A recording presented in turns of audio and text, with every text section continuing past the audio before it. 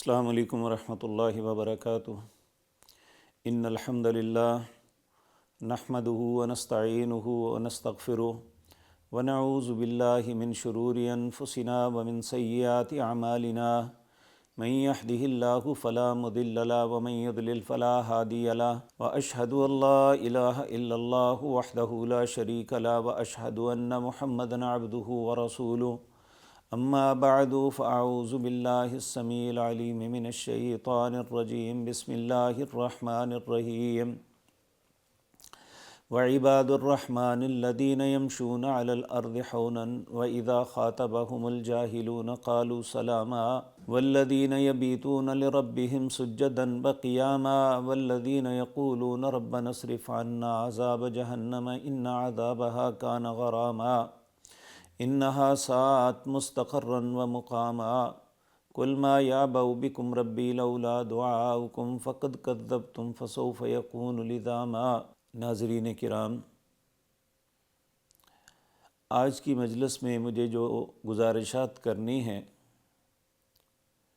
وہ ہے نوجوانوں میں عبادت کا شوق کیسے پیدا کریں۔ انسان کی زندگی اس کے 3 مراحل ہوتے ہیں۔ پہلا ہے اس کا بچپن، جب وہ معصوم اور شعور اس کے پاس اتنا نہیں ہوتا، ابھی شعور کی زندگی میں نہیں پہنچا، اسے نابالغ کہتے ہیں۔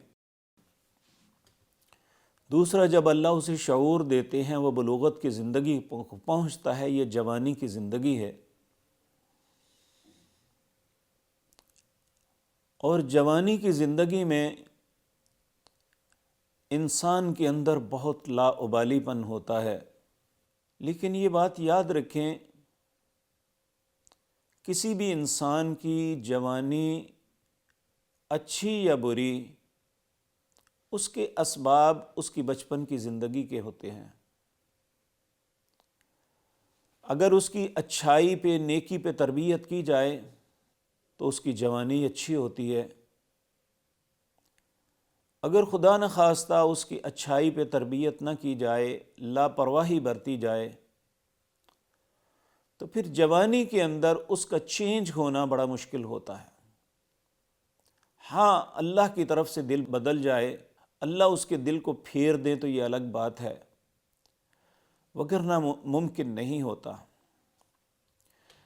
ریاض یونیورسٹی کے ایک پروفیسر ہیں ڈاکٹر حسن حسینی، ان کا عمومی آپ یوٹیوب پہ انہیں دیکھیں تو بہت اچھا آپ کو لگے گا۔ ان کا تعلیم دینے کا انداز بڑا خوبصورت ہے۔ ان کا ایک کلپ بڑا وائرل ہوا، یہ اپنی کلاس کے بچوں کو لے کے انہیں تعلیم دینے کے لیے، سمجھانے کے لیے کہا کہ میں کتابی علم کے علاوہ تمہاری تربیت کے لیے تمہیں باہر لے جانا چاہتا ہوں۔ وہ انہیں یونیورسٹی سے نکال کے ایک جنگل میں لے گئے۔ وہاں ایک چھوٹا سا پودا تھا۔ کہنے لگے ہم اس پودے پہ محنت کرنی ہے کہ اس کی ہر جو ڈالی ہے، ٹہنی ہے، سیدھی ہو جائے، اس کا تنا بھی سیدھا ہو جائے۔ اس کے لیے سب سے مشورہ کرنے لگے کہ کیا کیا جائے۔ ہر نوجوان نے، ہر طالب علم نے اپنے فہم کے مطابق مشورہ دیا، جو صحیح تھا اسے اپنایا، جو صحیح نہیں تھا اس کی تصحیح کی۔ انہوں نے جہاں جہاں سے وہ پودا ٹیڑھا تھا وہاں اسے ٹیپ کیا، سیدھا کرنے کی کوشش کرتے رہے۔ اس میں کئی دن لگ گئے۔ کتنے دن یا مہینے کی محنت کے بعد اس درخت کی ہر ٹہنی سیدھی بھی ہو گئی، اس کا تنا بھی سیدھا ہو گیا۔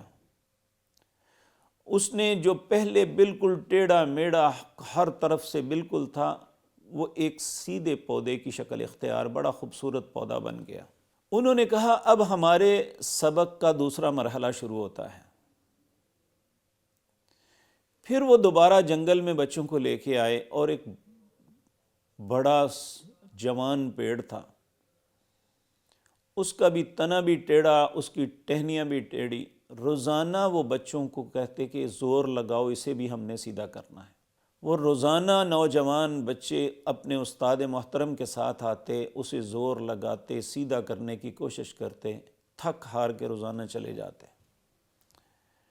اسی طرح مدت گزر گئی، کئی مہینے گزر گئے، وہ جب بھی آتے اسے ٹھیک کرنے کی کوشش کرتے لیکن نہ ہوا۔ ایک دن پھر ڈاکٹر حسن الحسینی حفظہ اللہ نے بچوں سے کہا، اب میں تمہیں اپنے اتنی محنت مشقت کا سبب بتاتا ہوں۔ کہنے لگے یہ درخت، وہ پودا دکھایا جو بالکل چھوٹا تھا، ابھی اس کی ٹہنیاں، تنا کچا تھا۔ کہنے لگے اس پہ ہم نے محنت کی، اس کی ایک ایک ڈالی سیدھی ہو گئی، اور یہ درخت جوان ہو چکا تھا، اس پہ ہم نے کوشش کی لیکن ہماری کوشش بے سود۔ کہا انسان کی بھی مثال اسی طرح ہے، اگر چاہتے ہیں کہ کسی کی جوانی اچھی ہو جائے تو والدین کو چاہیے کہ وہ بچپن میں اس کی اچھی تربیت کریں۔ لیکن بدقسمتی یہ ہے کہ ہم جس خطے میں رہتے ہیں، یعنی بر صغیر کے اندر، یہاں چھوٹے بچوں کو جہاں سے ہدایت، رہنمائی اور اچھائی ملنی ہے وہاں سے بچوں کو روک دیتے ہیں، مسجد میں نہ آؤ۔ ہم پچھلے دنوں ترکی کا ایک کلپ دیکھا، اس میں لکھا ہوا تھا کہ اگر آپ نماز پڑھ رہے ہیں، آپ کے پیچھے بچوں کی آوازیں نہیں آتی تو آپ سمجھ لیں آپ کا مستقبل تاریک ہے۔ تو ہم کو یہ بات سمجھ لینی چاہیے کہ اگر ہم اپنے نوجوانوں کو اچھا دیکھنا چاہتے ہیں تو دو چیزیں اپنانی ہوں گی۔ پہلی چیز، والدین اپنے بچوں کو رزق حلال کھلائیں، کیونکہ آپ جانتے ہیں کہ صاف پانی کی فصل اچھی، خوشبودار اور ذائقے دار ہوتی ہے، اور گندے پانی کی فصل کبھی اچھی نہیں ہوتی۔ وہ بظاہر جتنی مرضی پھل پھول جائے، اچھی نظر آئے، لیکن اس کے اثرات اچھے نہیں ہوتے۔ اس لیے اپنی اولادوں کو اچھا پانی دو رزق حلال کے ذریعے۔ رزق حلال یقینی بات ہے انسان کی طرح کو سیدھا رکھتا ہے۔ رزق حرام کبھی اچھے پروان نہیں اولاد کو چڑھا سکتا۔ آج اپنے نوجوانوں کو تانا دینے کے بجائے، ان پہ گلہ کرنے کے بجائے ہمیں خود سوچنا ہوگا کہ ہم اپنے جوانوں کو، اپنی اولاد کو کیا دے رہے ہیں اور اس کے اثرات کیا نکلیں گے۔ نمبر 2، ان کی اس وقت تربیت کریں۔ ایک عرب عالم دین ہے، انہوں نے ایک کتاب لکھی ہے تربیت اولاد۔ اس نے کہا جب بچہ 7 سال کا ہوتا ہے، رسول اللہ نے فرمایا اسے نماز کے لیے لے جاؤ، لیکن سختی نہیں اس وقت کی۔ یہ بچے کی زندگی کا وہ وقت ہے جب اس کا دل چاہتا ہے میرے بابا مجھے باہر لے کے جائیں۔ اگر ان 4 سالوں میں وہ نماز کے لیے لے جاتا ہے تو 5400 مرتبہ وہ نماز کے لیے لے کے جائے گا۔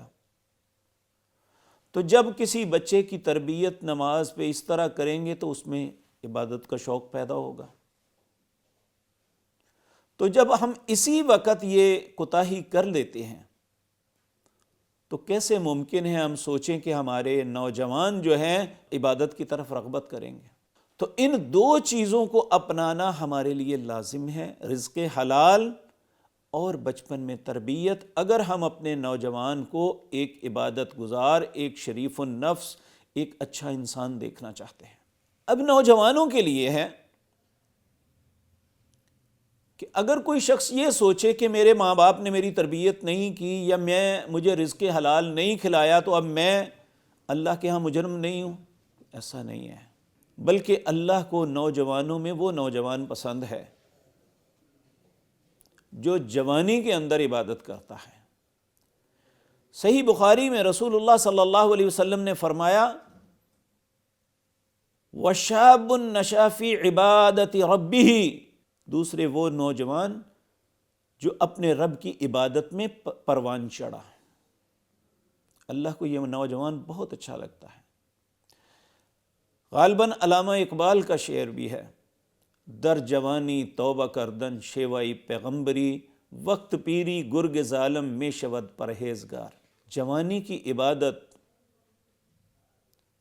جوانی میں توبہ کرنا اور پاکیزہ رہنا، یہ تو پیغمبروں کا شیوا ہے۔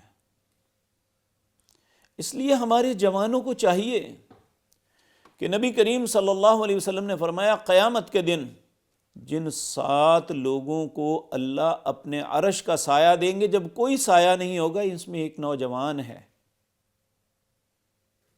جو اپنے آپ کو برائی سے بچاتا ہے اور پاکیزگی کی زندگی اختیار کرتا ہے۔ حضرت عقبہ بن عامر رضی اللہ تعالی عنہ سے روایت ہے، رسول اللہ صلی اللہ علیہ وسلم نے فرمایا کہ وہ نوجوان جو اپنی خواہش کو کچل دیتا ہے، برائی کی طرف نہیں جاتا، لیکن اس کے برعکس وہ نیکی اور اللہ کی اطاعت کی طرف آتا ہے، اللہ دیکھ کے تعجب، خوش ہوتے ہیں اس ایسے نوجوان کو دیکھ۔ اور یہاں میں ایک بات عرض کروں گا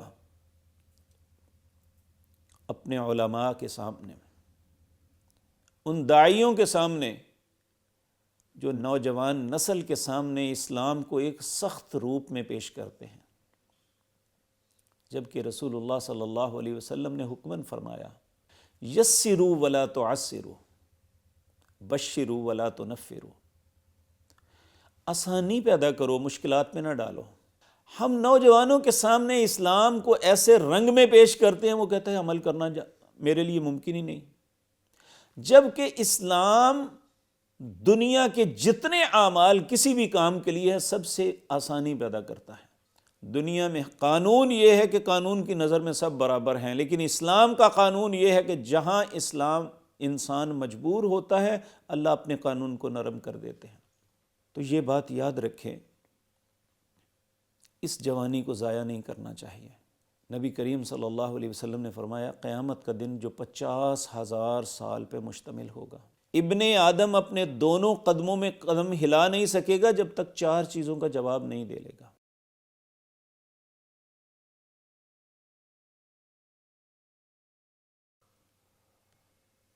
کہاں صرف کی؟ دوسرا جوانی کے متعلق ہوگا، میں نے جوانی دی کہاں برباد کی، کیونکہ عمومی طور پہ یہ ہو رہا ہے کہ ہم جوانی کو برباد کر رہے ہیں۔ ہماری ایکٹیویٹیز وہ نہیں ہیں جو اللہ ہم سے چاہتے ہیں، جن ایکٹیویٹیز سے اللہ خوش ہوتے ہیں وہ ہماری زندگی میں نہیں ہے۔ کہ میں نے تمہیں جوانی دی، کہاں برباد کی؟ پھر تیسرا سوال، میں نے مال دیا، کہاں سے حاصل کیا تھا؟ چوتھا سوال، پھر خرچ کہاں کیا؟ جوانی وہ ہے جہاں انسان اپنی قوت طاقت کے بل بوتے پہ بڑا اکڑتا ہے، جبکہ اللہ اپنے بندوں کی صفت میں کہتا ہے وعباد الرحمن، رحمان کے بندے وہ ہیں یمشون علی الارض حونا، وہ زمین پہ اکڑ کے نہیں چلتے۔ جوانی کے اندر بدتمیزی، گالی گلوچ یہ نہیں۔ وَإِذَا خَاطَبَهُمُ الْجَاهِلُونَ قَالُوا سَلَامًا، جب کوئی جاہل آدمی مخاطب ہوتا ہے وہ کہتا ہے بھائی سلام ہے، میں نہیں ایسا کروں گا۔ وَالَّذِينَ يَبِيتُونَ لِرَبِّهِمْ سُجَّدًا وَقِيَامًا، ان کی راتیں بھی سجدے اور قیام کے اندر گزرتی ہیں۔ تو اس لیے ہمیں یہ بات یاد رکھ لینی چاہیے کہ اگر اللہ نے ہمیں جوانی دی ہے، تندرستی اور صحت سے نوازا ہے، رسول اللہ صلی اللہ علیہ وسلم نے فرمایا کہ بڑھاپے سے پہلے جوانی کو غنیمت جانو۔ رسول اللہ صلی اللہ علیہ وسلم نے یا معشر الشباب، اے جوانوں کی جماعت، اعملوا، نیک عمل کرو، فإنما العمل فی الشباب، جوانی کا عمل ہی تو اصل عمل ہے۔ حضرت عبداللہ بن عباس رضی اللہ تعالی عنہ کا قول یہ بڑا خوبصورت ہے، ما اتی اللہ عز وجل عبدا علما الا شابا والخیر کلہ فی الشباب، ثم تلا قولہ قالوا سمعنا فتى يذكرهم يقال له ابراہیم، وقوله تعالی انہم فتیة آمنوا بربهم وزدناہم ہدی۔ اللہ تعالیٰ نے جس بندے کو علم دیا، جوانی میں دیا، ساری بھلائی جوانی میں عطا کی، اور پھر انہوں نے قرآن کی یہ تلاوت کی۔ ابراہیم علیہ السلام کی قوم نے کہا، ایک نوجوان کو اپنی بتوں کا ذکر کرتے ہوئے دیکھا۔ حضرت ابراہیم علیہ السلام کی جوانی خوبصورت، نوجوانوں کے لیے اسوہ ہے سیدنا یوسف علیہ السلام، کہ جس زلیخا نے ان کو پالا پوسا، جوان کیا اور پھر دعوت گناہ دی، حیت لک، انہوں نے جواب میں کہا معاذ اللہ، میں اللہ کی پناہ کرتا ہوں، جس اللہ نے مجھ پہ یہ احسان کیے میں اس کی نافرمانی نہیں کر سکتا۔ ہر نوجوان کے لیے رسول اللہ صلی اللہ علیہ وسلم کی زندگی اسوہ ہے۔ آپ 40 سال کی عمر کو جب پہنچے تھے، نبوت کا اعلان فرمانے سے پہلے آپ نے لوگوں کے سامنے یہ کہا تھا، میرا بچپن اور جوانی تمہارے سامنے ہے، انگلی رکھو کہ میں نے بچپن میں یا جوانی میں کسی کے ساتھ زیادتی کی ہو یا میری کوئی ایسی غلطی کی ہو جو میرے لیے طعنے کا سبب بن جائے۔ ہر شخص نے بیک زبان کہا، آپ کو ہمیشہ امانت دار اور سچا پایا۔ یہ وہ صفات ہیں جو رسول اللہ صلی اللہ علیہ وسلم ہی کی زینت تھی۔ ہمارے لیے حکم یہ ہے کہ لقد کان لکم فی رسول اللہ اسوۃ حسنہ، تمہارے لیے رسول اللہ صلی اللہ علیہ وسلم کی زندگی بہترین نمونہ ہے۔ اللہ اس نمونے کو اپنانے کی ہم سب کو توفیق عطا فرمائے۔ میرے عزیز بھائیو، نبی کریم صلی اللہ علیہ وسلم کے گھر میں ایک بچے نے پرورش پائی جن کا نام علی بن ابی طالب رضی اللہ تعالیٰ عنہ۔ رسول اللہ صلی اللہ علیہ وسلم کی تربیت کا اثر یہ تھا کہ اللہ نے محمد الرسول اللہ کے ساتھیوں کی تعریف کی، محمد الرسول اللہ والذین معہ سے مراد صحابہ کرام، بعض نے کہا نہیں اس سے مراد سیدنا ابو بکر ہے، اشداء علی الکفار اس سے مراد سیدنا عمر ہے، رحماء بینہم آپس میں بڑے رحم دل اس سے مراد سیدنا عثمان ہیں، تراہم رکعا سجدا تو دیکھیں گے ان کے چہرے پہ رکوع اور سجدوں کے نشان ہیں، اس سے مراد سیدنا علی ہیں۔ سیدنا علی انتہائی عبادت گزار تھے۔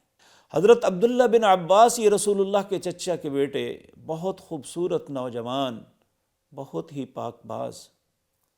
حضرت معاذ بن جبل وہ نوجوان ہیں جن کو رسول اللہ نے بازو سے پکڑ کے کہا تھا معاذ میں تم سے محبت کرتا ہوں، اس لیے کہ معاذ جتنے خوبصورت تھے اتنے ہی پاک باز اور نیک نوجوان تھے۔